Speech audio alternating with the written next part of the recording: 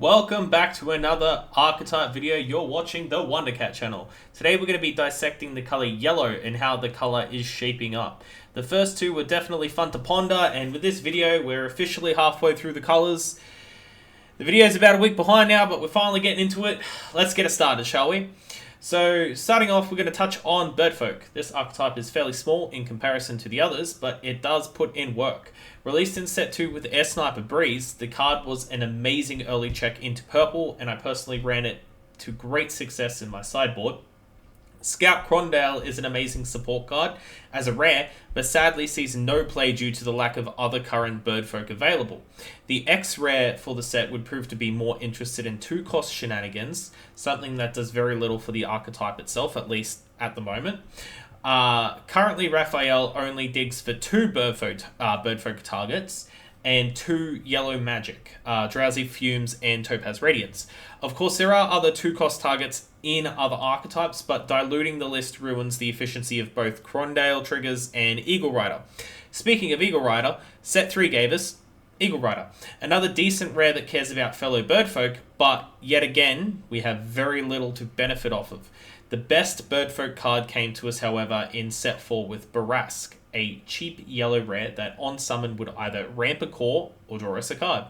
It should be noted that Birdfolk seem to benefit off of destruction as long as being destroyed by your opponent. This might be worth looking into with the likes of Rotting Swamp now that we have yellow-purple cards available. The archetype did get another support card in the promo Great Eagle Tiazi. Its level 3 effect can really solidify a potential win con in the list, but it's a Fabled Beast and therefore can't be added to hand by Eagle Rider or Crondale. The Nexus Harpy Nest Palace incentivizes players to play aggressively with Birdfolk, turning opponents' spirits to level 1 during combat. The card is actually not half bad, having a pseudo-awaken effect on its level 2. This archetype suffers from something a lot of archetypes actually don't. Birdfolk have amazing support cards, but little to no actual win con. Birdfolk slowly descend into the lowest category, needing considerable help for future sets before we see anything along the likes of Fabled Beasts. Speaking of Fabled Beasts, let's touch on them next. Fabled Beasts were the OG yellow deck back in set 1, getting more and more traction with each set release. Hippocampo were one of the best commons for the archetype, creating early pressure on yellow's turn 1 if going second with Blessed. Even now, Hippo is still playable in most yellow shells, which goes to show either 1, how strong the card is, or 2, how little Blessed we've gotten that's become relevant. Fabled Beast also got a large power boost with set 1's promos Dual Eagle, another solid Blessed Spirit with the ability to manipulate the way your opponent blocks. This card created solid stalemates into Red's early 1 set 1 dominance. Generally, you had 2 versions of the deck. You had the Blessed mid-range route and 2-cost aggro abusing the likes of Godbeast Behemoth. Godbeast saw little relevancy, but both lists would enjoy running a different archetype's boss monster, Alice.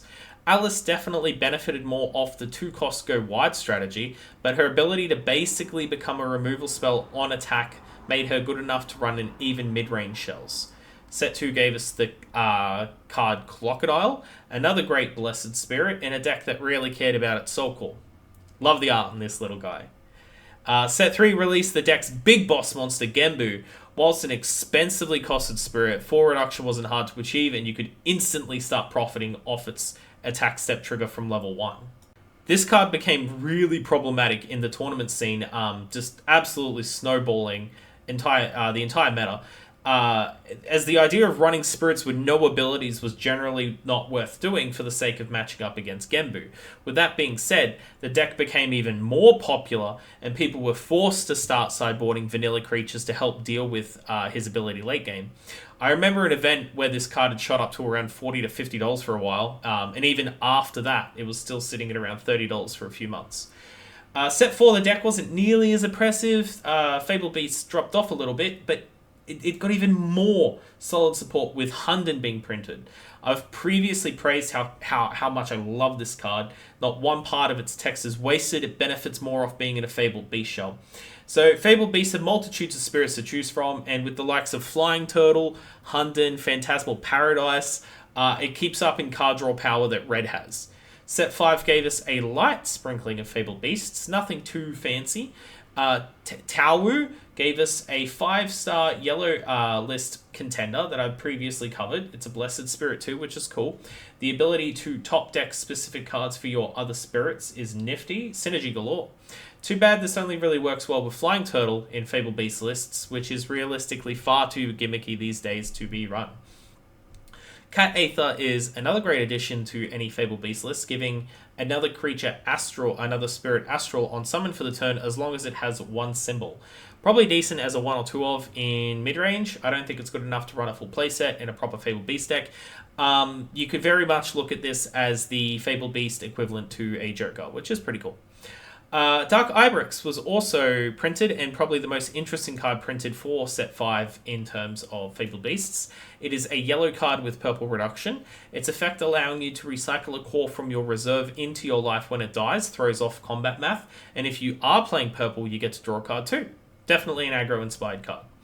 This archetype is the epitome of what yellow wants to be. The spirit designs are playful and fun, cute, but also monstrous.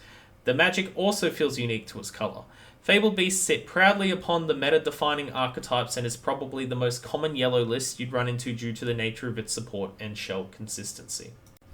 Angels have been given a second lease on life with the release of Set 5, but have not been much of an archetype since the beginning of the game. Michaela offered insane value on free casting any coloured magic, as long as it had the Soul Core on it, which allowed early yellow decks to run Exhaust Nexus much more efficiently. Michaela didn't really catch on, however, as needing 4 cores for her to have that effect just wasn't all that ideal.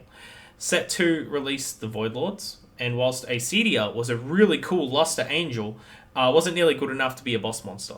Set 2 also gave us Clavis, which was kind of like the opposite to Michaela. Instead of adding magic from the top of the deck, she would recycle magic from the trash. This still wasn't enough, however, for Angels to do anything remotely decent. The top end feels too expensive, you run plenty of magic so that their effects are not wasted, and you're left with mediocre early game Angels.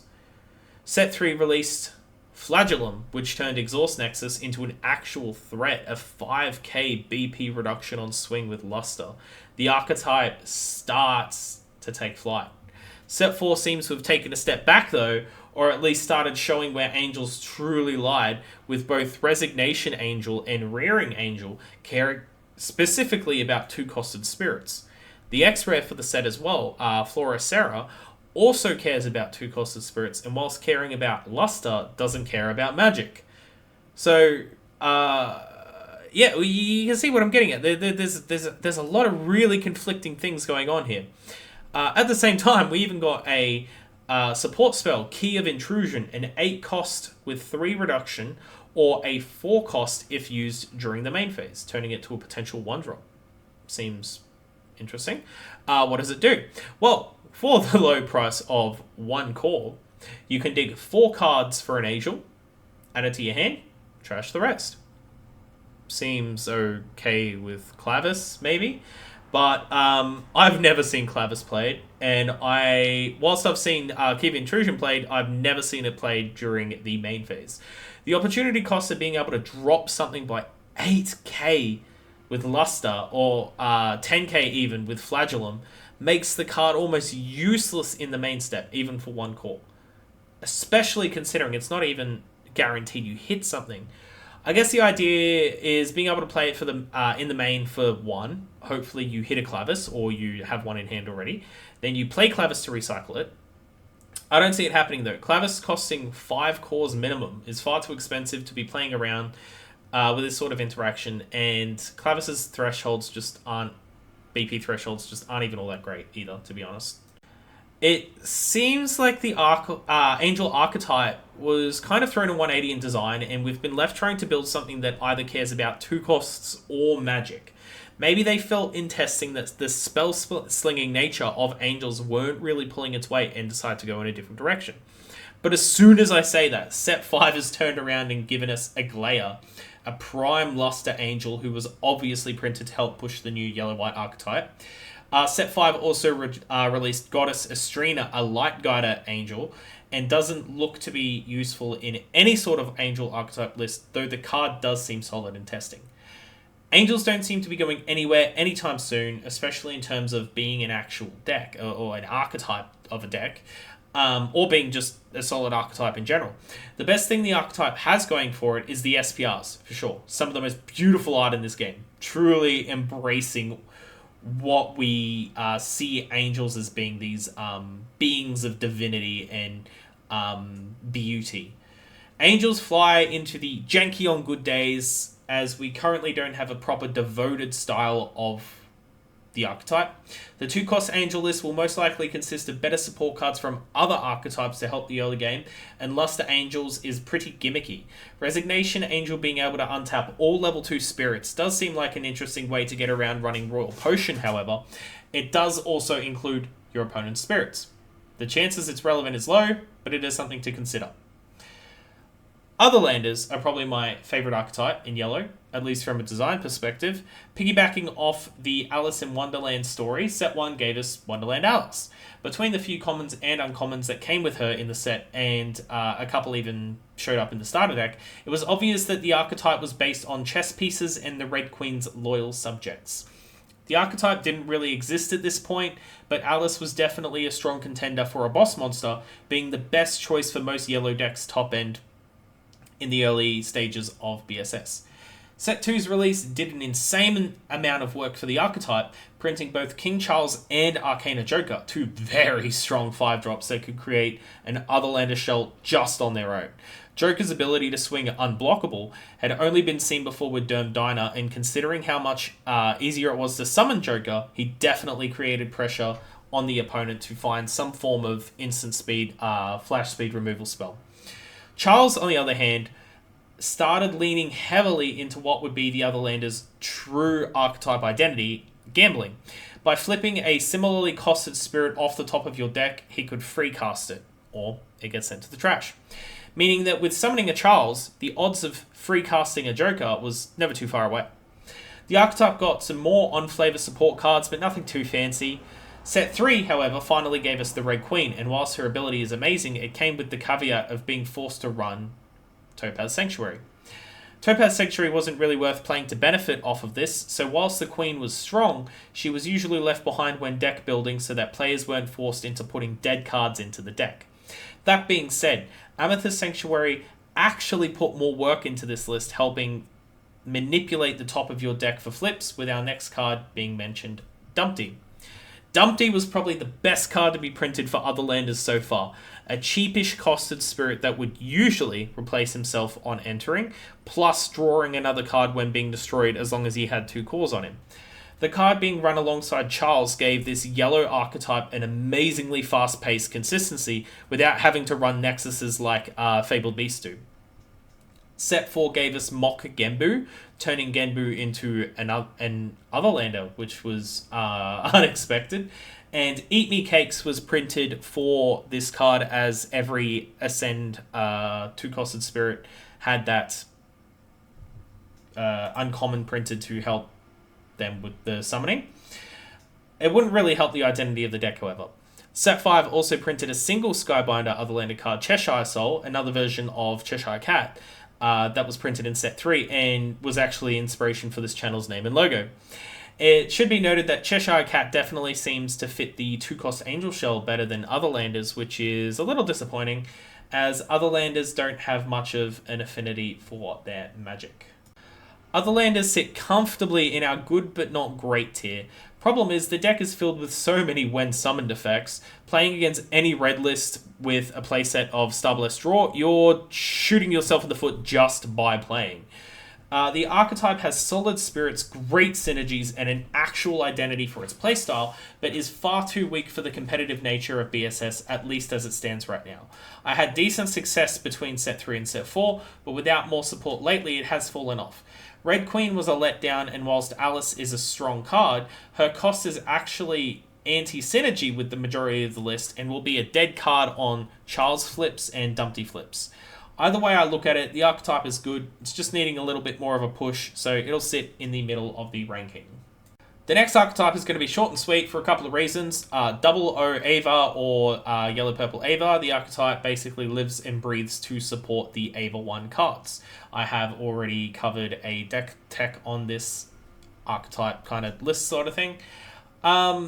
With the small amount of yellow Ava cards that were printed, it was a bit of a letdown. They did actually create somewhat of a decent deck variation to play that is distinguishable from other Ava 1 lists. Rei Ayan Army, Double O Yashima, and Rei Ayan Army Reunited all help generate value with our Ava 1 spirits.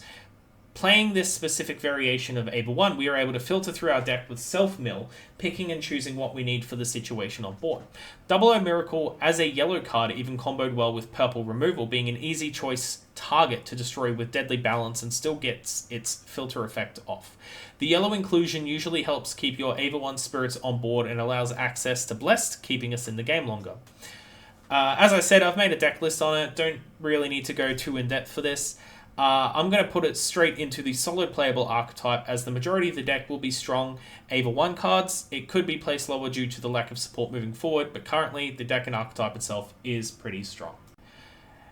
Finally, some honourable mentions. We have the Fairfolk, which are a small amount of fairy-like creatures. They seem to support other yellow archetypes, but haven't seen any relevant play. A fairy deck would be really cool, though. They do look very similar to the Leaf Kindred as well, which is kind of weird. But yeah, hopefully we see some really cool yellow-green shenanigans coming in, and they might fit together really well too, so who knows. We have toys, cute little spirits, costed between 0 and 2. Only 5 exist so far. 2 of them are promo cards. They don't seem to have any identity so far other than they're being incredibly cheap. Again, another really cool I'd love to play a toy deck. In Yu-Gi-Oh! I love the Medolce archetype, little cute plush dolls and stuff. So I love this idea of playing a toy deck. We have Wonder Fey, which is basically all the Pentan cards except for Card Soldier Pentan. It also includes Freestall from the yellow starter deck.